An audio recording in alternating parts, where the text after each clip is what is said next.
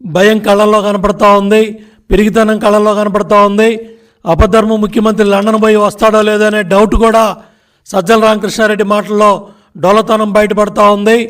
ఎందుకంటే సజ్జల భార్గవరెడ్డి ఎలక్షన్ అయిన 24 గంటల్లో జెండా ఎత్తేసాడు. మొత్తం సోషల్ మీడియా వైసీపీ దుకాణం బంద్ అయిపోయింది, కీలకతం అయిపోయింది. మొత్తం దుకాణం సర్దేశారు. మొత్తం సజ్జల భార్గవరెడ్డి జెండా ఎత్తేసి హైదరాబాద్ వెళ్ళిపోయాడు, పక్క రాష్ట్రాలకు వెళ్ళిపోయాడు.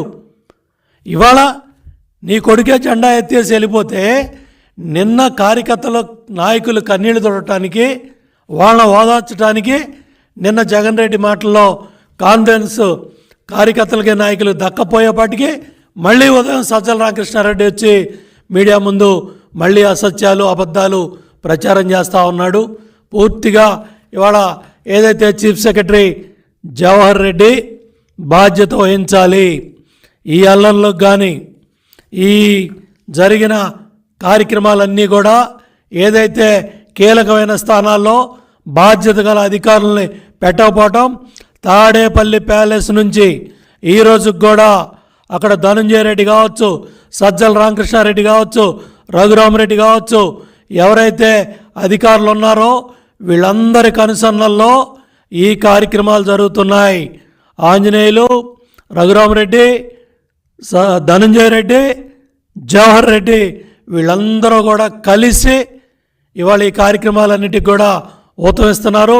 ఇవాళ ఈ సంఘటనలన్నిటికి కూడా ఈ అధికారులంతా కూడా బాధ్యత వహించాలి. ఇవాళ జగన్మోహన్ రెడ్డి కళ్ళల్లో ఆనందం చూద్దాం ఉన్నాం. సజ్జల రామకృష్ణారెడ్డి డైరెక్షన్లోనో, ధనంజయ రెడ్డి మాటలినో, జవహర్ రెడ్డి మాటలినో ఏ అధికారులు అయితే తప్పు చేస్తున్నారో, అట్లాగే ఫైనాన్స్ డిపార్ట్మెంట్లో కూడా సత్యనారాయణ చాలా పరిధి దాటి ఇష్టారాజ్యంగా ఫైనాన్స్ డిపార్ట్మెంట్లో సత్యనారాయణ కూడా చాలా అత్యుత్సాహం చూపిస్తున్నాడు.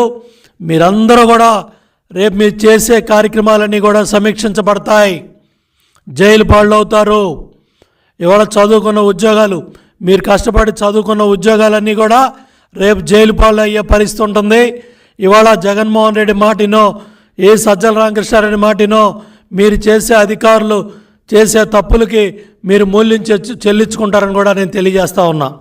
ఎవరు డిఎస్పీ చైతన్య, ఎక్కడ రాజంపేట, ఎక్కడ అనంతపురం, అతను రాజంపేట నుంచి అనంతపురం వచ్చి ఆ దివ్యాంగుల మీద దాడి చేసి ఆ దివ్యాంగుడి కిరణ్ని ఇవాళ హాస్పిటల్లో చావు బతుకుల్లో ఉన్నాడు. ఇంతవరకు ఆ చైతన్య ఎందుకు సస్పెండ్ చేయాలా? ఆ డిఎస్పీ చైతన్యని ఎందుకు సస్పెండ్ చేయకుండా సిఎస్ జవహర్ రెడ్డి కాపాడుతూ ఉన్నాడు, డీసీపీ కాపాడుతూ ఉన్నాడు? ఏం జరుగుతూ ఉంది? ఎందుకు చర్యలు తీసుకోలేదు? నిన్న వైజాగ్లో మహిళా సోదరుల ముగ్గురు మీద ఓటే లేదనే కక్షతో వాళ్ళ మీద దాడి చేసి వాళ్ళ తల్లబాగలు కొట్టారు. ఇవాళ కూడా మీ దుర్మార్గాలు జరుగుతూ ఉన్నాయి.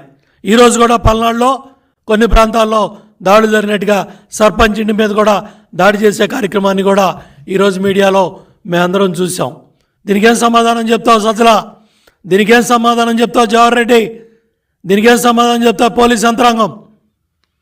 చాలా క్లియర్గా ఇవాళ ఈ హింస కొమ్ముగాసిన అధికారులంతా బలైపోయారు. ఈ రిపోర్ట్ అంతా ఎవరు ఇచ్చారు? చీఫ్ సెక్రటరీ జవహర్ రెడ్డి ఇచ్చాడు. ఎవరు చీఫ్ సెక్రటరీ జవహర్ రెడ్డిని ఎవరు పెట్టారు? జగన్మోహన్ రెడ్డి నియామకం, వైసీపీ ప్రభుత్వం నియామకం.